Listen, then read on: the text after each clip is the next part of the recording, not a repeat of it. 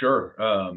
What Chris was talking about with pools and hot tubs, and you're looking at the wintertime, what we've seen is a pattern where it's getting colder in the southern part of the country, right? And those homes really aren't built to withstand real freezing temperatures. And you'll see, days, weeks where the temperatures will drop below freezing, and that absolutely does cause pipes to burst, freezing, ice and snow on trees to come down. It was maybe 5, 6 years ago in Texas when I was an adjuster.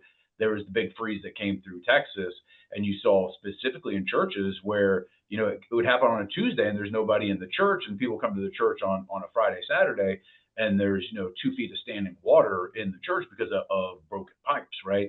And everybody realized that the pipes aren't insulated; they're not ready to take on that kind of those low temperatures. So if the homeowners aren't prepared, have the right insulation, or turn the water off, if maybe it's a rental house, it's not something that somebody lives in full time, absolutely you will see water damage come in through plumbing failures and frozen pipes. And then also up in the Northeast, you will see the ice damming, where the snow and the ice builds up on the roof and then it melts, and then refreezes, and you have this water trapped under there, and it's going to make its way in through the roof. Water finds an opening. It always does.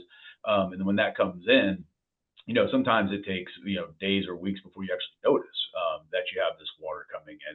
And at that point, it might be affecting your wiring that's in your house, right? So it could be affecting your outlets, which then is affecting your electronics and your appliances.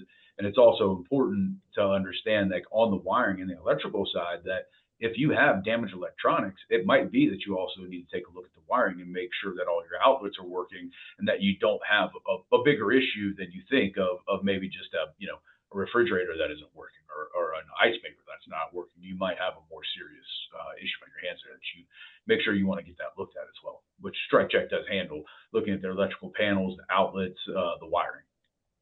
Yeah, I'm glad you mentioned that because I think a lot of our clients don't realize that. They think of just contents when they think of strike check. But yeah, the I say the guts of the dwelling, right? The panel, the outlet, the wirings, both on residential and commercial. Strike check is well equipped to look at that stuff as well. But it sounds like water, and I'm going to use a water related pun, can have a ripple effect on a claim where it'll affect one thing that'll then lead down the line to affect other things. So, Chris, I would love to get your thoughts on this question as well, because again, I know you deal a lot with strike check assessments, see a lot of them throughout your day. Can you speak a little bit about what you've seen as far as how water can impact electrical items?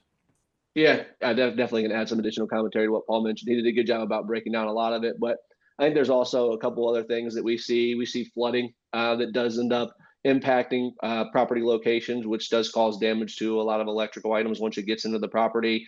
Water backup's another one that we see, where the water backs up through the sewers and drains, and a lot of times into basements or crawl spaces, and damages things like washers and dryers that are in the basement, hot water heaters that are down there, just kind of the water sitting there, as Paul was alluding to. And the longer it sits there, the longer it can affect those items, right? So to kind of piggyback on what he said, I think electrical is probably one of the other big things that we see: panels, outlets, and wiring, things that folks might not necessarily think of strike check for, but that's something that we do all the time, is looking at that type of equipment. Sure. Yeah, Yeah. on the water analogy, it's kind of like the iceberg, right? The damaged appliance or electronics sometimes can just be the tip of the iceberg, right? And you Yep. really need to do a full investigation to make sure there's nothing else under there that you can't see behind the walls.